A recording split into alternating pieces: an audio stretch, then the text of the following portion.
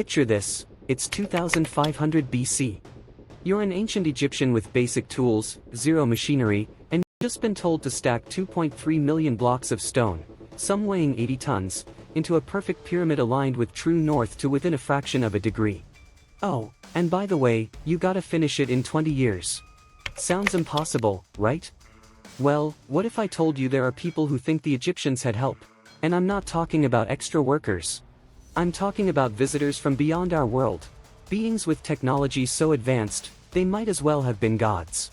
Today, we're tackling one of the most controversial theories in human history. Did ancient aliens visit Earth and kickstart human civilization? Or is this the most elaborate piece of fiction ever sold to the public? Fair warning, after this video, you'll never look at ancient monuments the same way again. Alright, so let's get real about where this whole ancient aliens thing came from. Because it didn't just pop up on the History Channel out of nowhere. The godfather of this theory?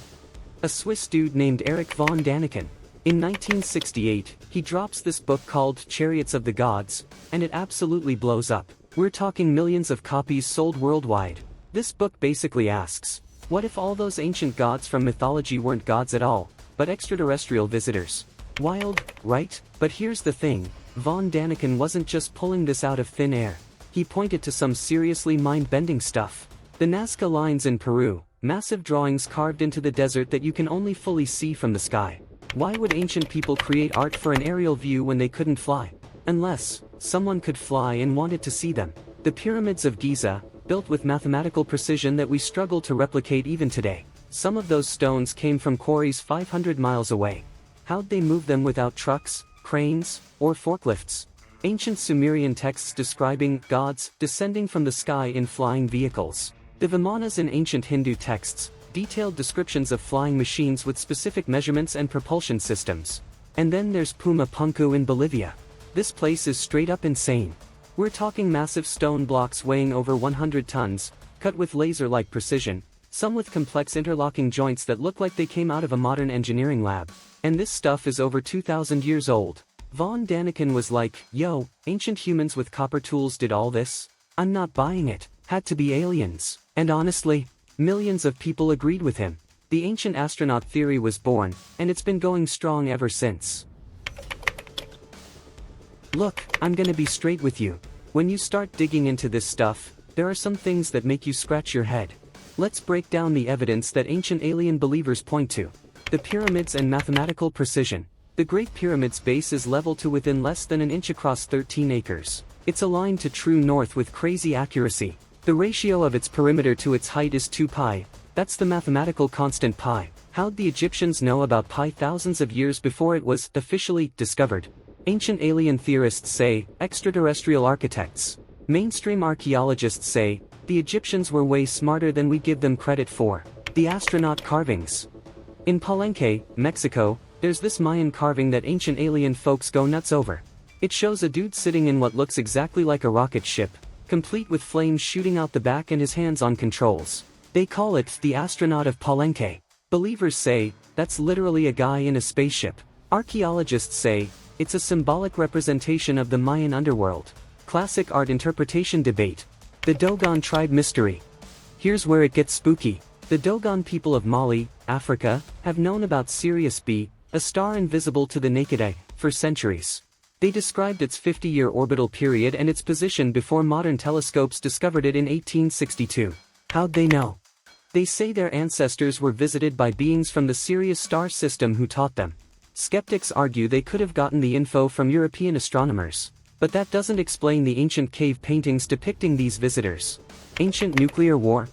Some researchers point to ancient Indian texts describing weapons that sound like nuclear bombs, creating pillars of smoke and flame and making hair and nails fall out. There are sites in India with green glass formations that only occur at extremely high temperatures. Plus, there are passages in the Bible, like the destruction of Sodom and Gomorrah, that sound suspiciously like nuclear events. Ancient alien believers, that's extraterrestrial warfare.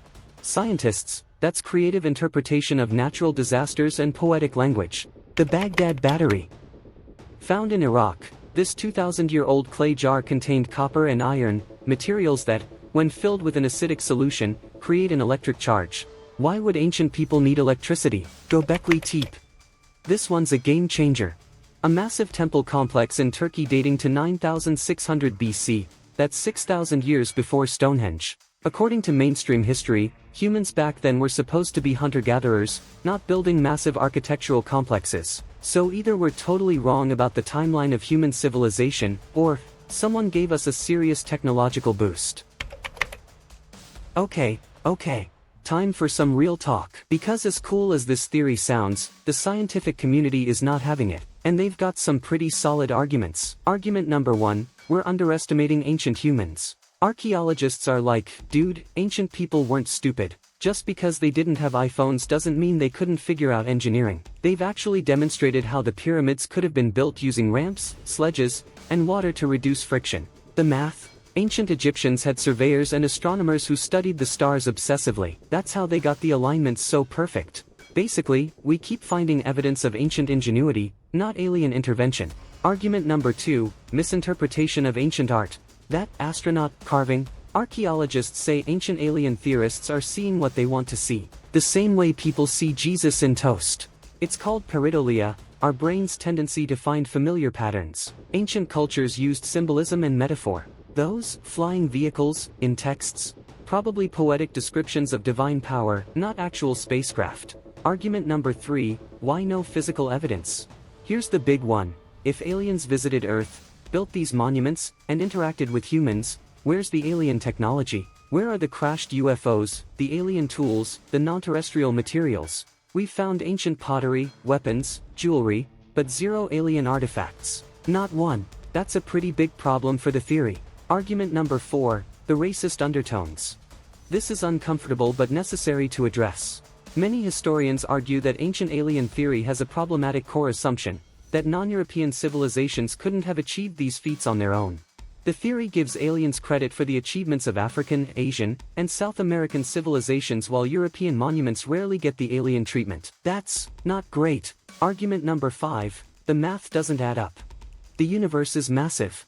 The nearest star system is 4.2 light-years away. Even traveling at the speed of light, which is physically impossible for objects with mass, that's over 4 years one way. Why would aliens travel potentially thousands of light-years to help humans stack rocks, and then just leave without a trace? It doesn't make logical sense. Here's where I'm gonna keep it 100 with you. The ancient alien theory is fascinating. It's fun to think about, it makes for incredible TV, and it forces us to question what we think we know about history. But here's the truth bomb. There's no concrete scientific evidence that extraterrestrials visited ancient Earth. Does that mean it's impossible? No. The universe is vast and full of mysteries. Could there be intelligent life out there? Statistically, it's actually pretty likely. Could they have visited us? Sure, maybe, but could have and did are very different things. What the ancient alien theory does do, and this is important, is highlight genuine mysteries in archaeology. There are things we don't fully understand yet about ancient civilizations. There are gaps in our knowledge, but instead of jumping to must be aliens, maybe the answer is, we need to study this more and give ancient humans the credit they deserve. The Egyptians, Mayans, Sumerians, and countless other civilizations were brilliant. They had time, resources, thousands of workers, and genuine genius. They didn't need alien help to achieve greatness. That said, I'm not gonna sit here and say I have all the answers, because nobody does. And that's what makes this topic so captivating. Maybe one day we'll find definitive proof of ancient alien contact. Or maybe we'll unlock the secrets of how ancient humans achieved the impossible with the tools they had. Either way, the search for truth continues.